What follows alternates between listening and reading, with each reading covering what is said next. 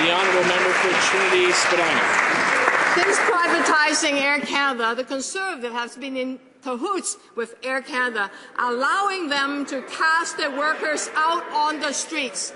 The minister has betrayed these workers, and he's playing political games, preventing the CEO of Aveos from being summoned to the Transport Committee.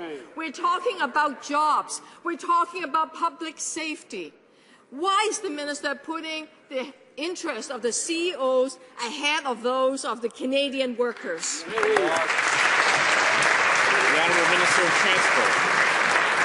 Thank you, Mr. Speaker. The loss of these jobs is devastating for the workers, and we'll continue to support all the security all across the Transport Canada issues. That's very important. That's very, very important. I'm disappointed with how Aveos has treated their employees during this challenging time.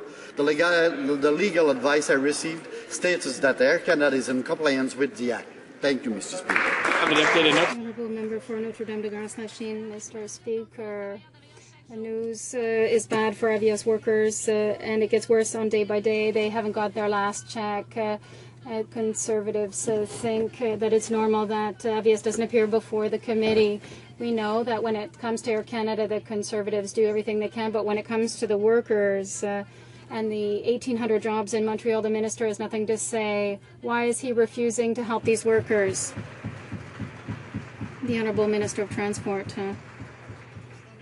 Mr. Speaker, we are working with the facts, not with speculation, and I recognize that the loss of these jobs is devastating for the communities and these people. Aveos has had little respect for these families, and we're very disappointed. This morning, the Standing Committee on Transport met with representatives of Air Canada. There was an exchange of information. Air Canada is respecting the Act. While they are speculating, we are working with the facts, and Air Canada is respecting the Act. Honourable Member for Vaudreuil-Soulanges. The Minister of Transport is refusing to act, and he dares say that he has no plan to protect the thousands of jobs. Good friend in this Conservative government. Oh, the $5 million man will get his bonus, but what about the thousands of middle-class families who are left behind? Worse, the Conservatives voted against our motion to have Aveos CEOs appear at committee. The minister hides behind an army of lawyers. Is it all a part to avoid accountability? Why won't the minister enforce the law and actually hold Air Canada to account to save thousands of good Canadian jobs? The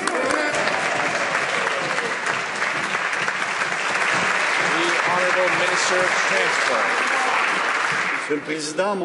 Mr. Speaker, my colleague Wood is talking about two private companies, and we will respect that. That Air Canada is in compliance with the Act. In committee today, Air Canada stated their commitment to keeping the jobs in Canada, and we will continue to support the Canadian economy, Mr. Speaker. Thank you very much.